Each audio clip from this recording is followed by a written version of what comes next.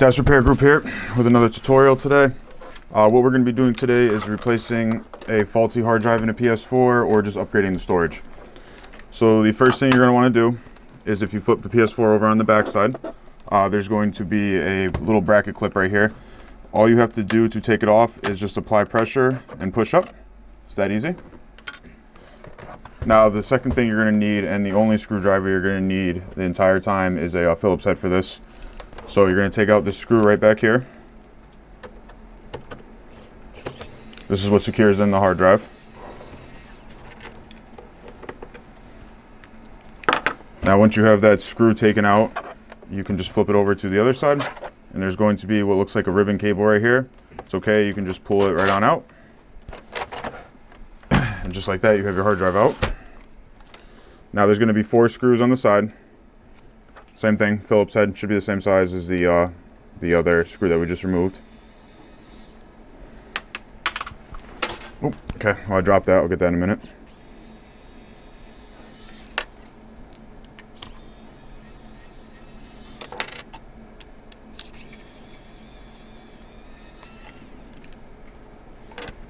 Okay, now that we have all of these screws out,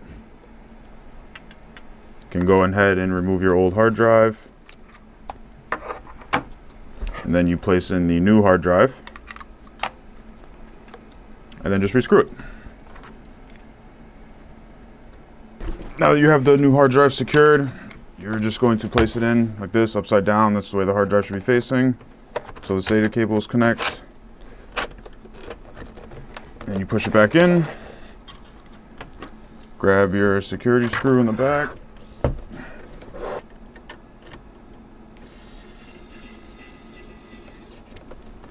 Put your plastic clip back on.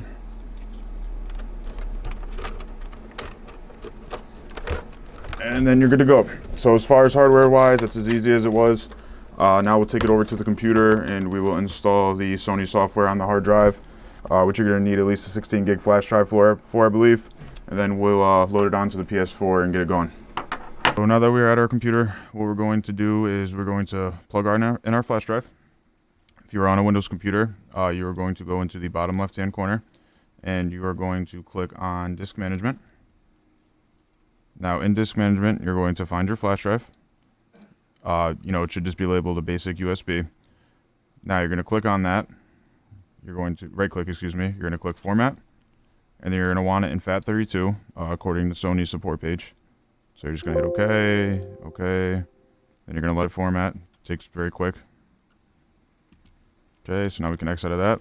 Now we're going to go to our internet browser and get the software to place onto the flash drive. So what we're going to do is I'll put the links in the descriptions for you guys on this. So this is the instructions from Sony. Just pop up out of here, it's annoying. These are instructions in here for Sony regarding the steps to install it. So on this next page I already have up, we are going to download the PS4 reinstallation file.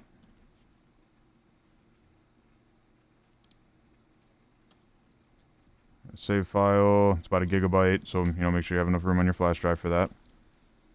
So now that we have the file downloaded right here on my desktop, we are going to open up our flash drive again, and we're going to create folders in the flash drive. These are case sensitive, so make sure to do them capitalized. Now on their instructions, it says make a folder named PS4, all capital.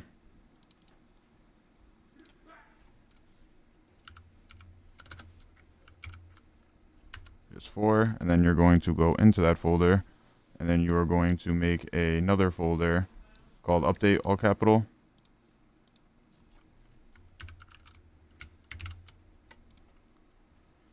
Okay, so now it says, visit the software page and download what we already did. Should the PS folder is at the root. So now we just go into the update folder, and we're going to take our file. We'll just copy it in here. After this is done copying, I'll start recording again.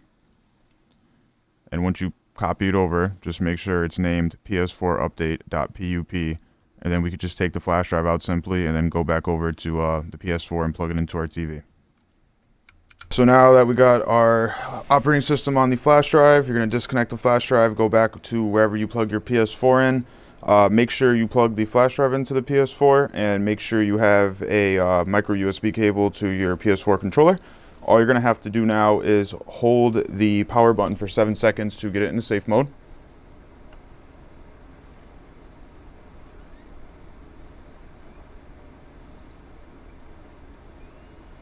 That should be good.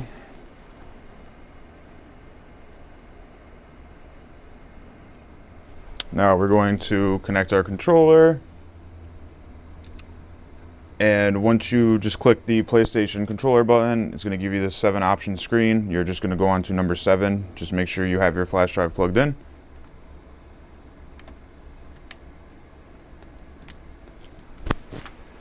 Now all you have to do is let this reinstall itself, and then it should just load into the PlayStation boot menu. But I will be back once this is done loading on for you. Alright, so if everything goes smooth, it's just going to reload into the PS4 setup screen, and then after that, all you have to do is just set up the device and you're good to go.